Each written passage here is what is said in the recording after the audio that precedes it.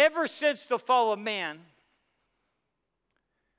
you must realize that God has been on a mission to rescue us.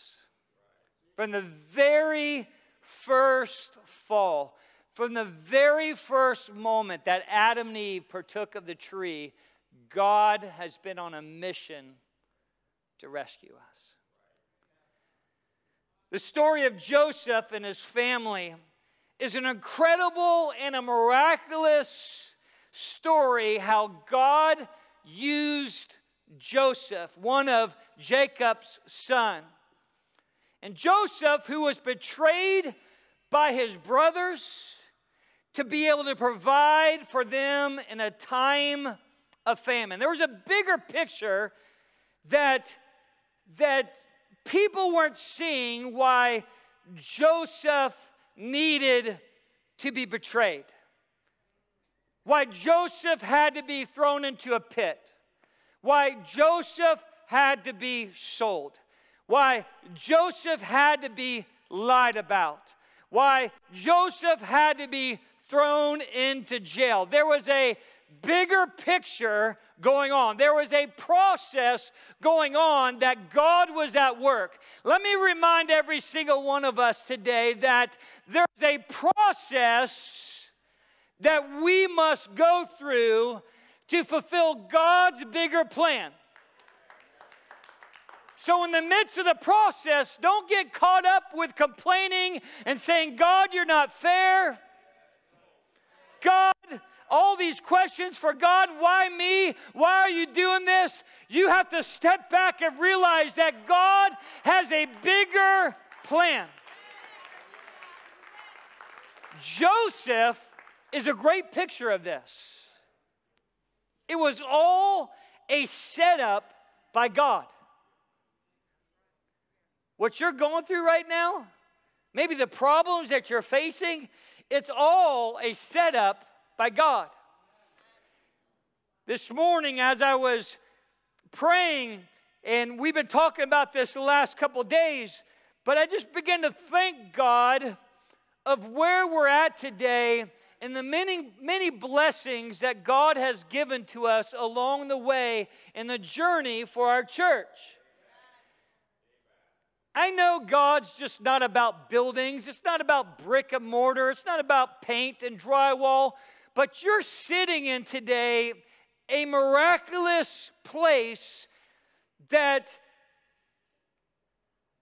only God could do. And we look back in our history, and we look back at Woodbridge Street, of 185 Woodbridge Street, where pretty much our church fit in that foyer out there that you walked into. We had 6 parking spots. There were people parking on the street. Even one incident, somebody got hit by a car on the street. We sold that building. That was miraculous. We rented another church for a little while. We got into another building.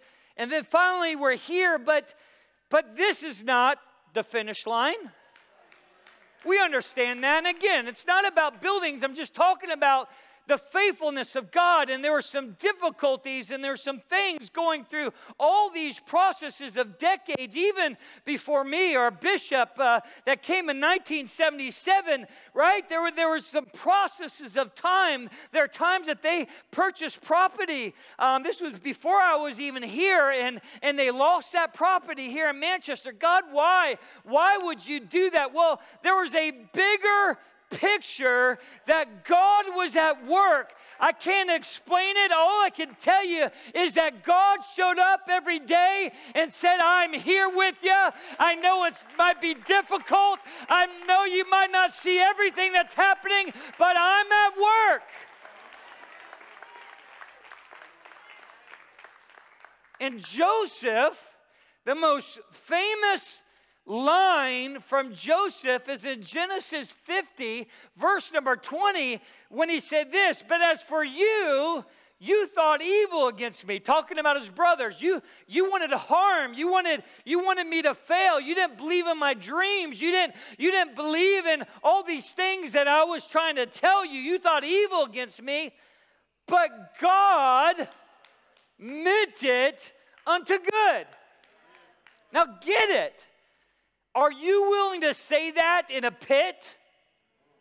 Are you willing to say that when your family sells you out?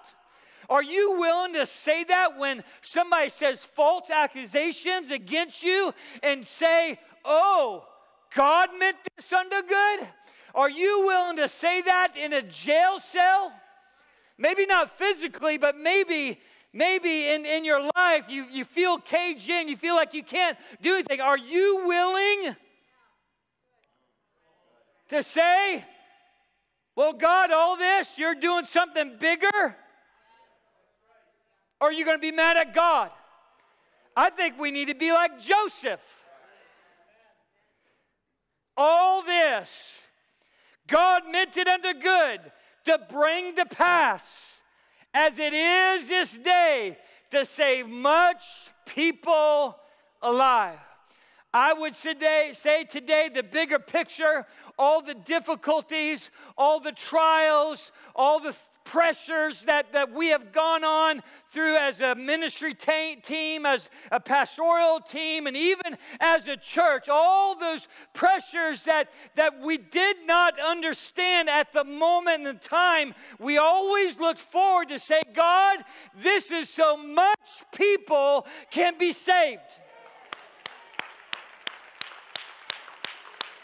Buildings don't save people, I get it. But there's got to be a place, amen, that people can run to, that people can get to, that people can hear the gospel preached. I get it. You don't need to be saved in a building. It could be in your car. It could be in your home. It could be in your workplace. Amen. But there's something when there is a beacon of light, that there's a house of God that's shining in a city for people that are lost that can run to. That's every heartache, every sickness, every pressure, amen, that we go through. There's a bigger picture.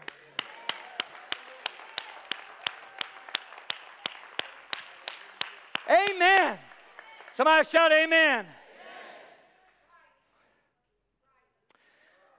God multiplied the children of Israel so great that when a new king of Egypt came on the scene that knew not Joseph, he decided, I'm going to put these people in bondage. I'm going to put these people in slavery.